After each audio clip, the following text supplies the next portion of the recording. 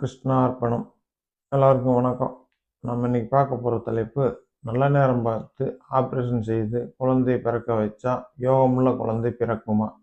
இது இன்னைக்கு நேரத்தில் இல்லை, பல இதிகாச காலங்களிலிருந்தே இந்த மாதிரி சிந்தனை இருக்குது.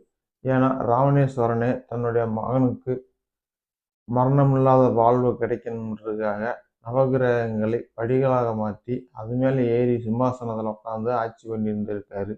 தன்னுடைய கட்டுப்பாட்டுக்கு கீழே நவகிரகங்களையும் கொண்டு வந்து அவருக்கு குழந்தை பிறக்கக்கூடிய டயத்தில் எந்த மாதிரி கிரக அமர்வுகள் இருந்தால் நல்ல யோகமுள்ள குழந்தையாகவும் மரணமில்லாத குழந்தையாகவும் பிறக்கும்னு சொல்லி நவகிரகங்களை தன்னுடைய கட்டுப்பாட்டில் வச்சிருந்தாரு.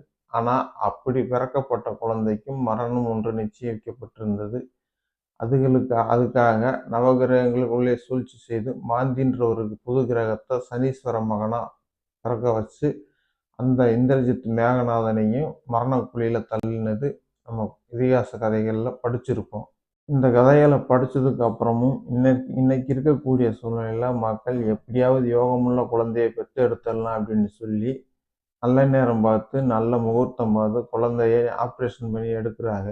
சரி, இது குறித்த நேரத்தில் ஆப்ரேஷன் பண்ண டயத்துக்கு குறித்த நேரத்தில் குழந்தை பிறக்குதானா? அது பிறக்க வைக்க முடியாது நம்மளால். ஏதாவது ஒரு சில காரணங்களால் அது தள்ளி போயிடும்.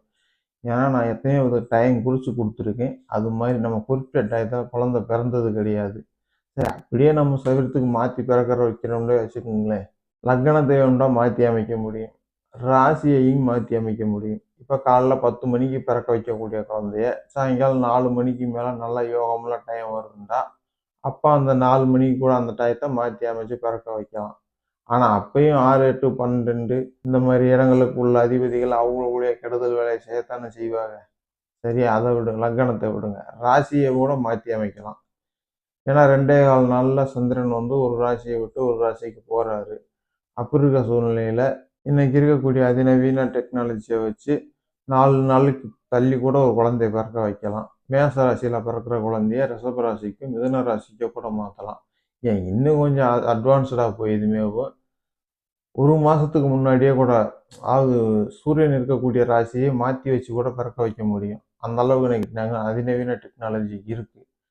அப்படி இருந்து பெற்றெடுத்தாலும் ராவணேஸ்வரனாலேயே வெல்ல முடியாத விதியை நாம் எப்படி வெல்ல முடியும்? இமயமலையை தன்னுடைய 2 கையால் தூக்கி நிறுத்த பார்த்தவர் சிவனுடைய அருளால் மலையை தூக்க முடியாமல் நிப்பாட்டி வச்சுட்டாங்க. அவ்வளோ பெரிய ராவணேஸ்வரனாலே வெல்ல முடியாத ஒரு காரியத்தை சாதாரண மனிதன் நம்மளால் எப்படி வெல்ல முடியும்? இமயமலை மேலே ஏறுறதுக்கே நமக்கு பேலன்ஸ் பார்க்காது, பனி காற்று தாங்கி.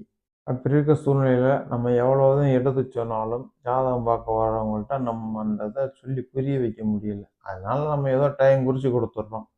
ஆனால் என்னதான் குறித்து கொடுத்தாலும் நம்ம குறித்த நேரத்துக்கு குழந்தை பிறக்கிறது கிடையாது. நான் குறித்து கொடுத்த அனுபவத்தில் சொல்கிறேன்.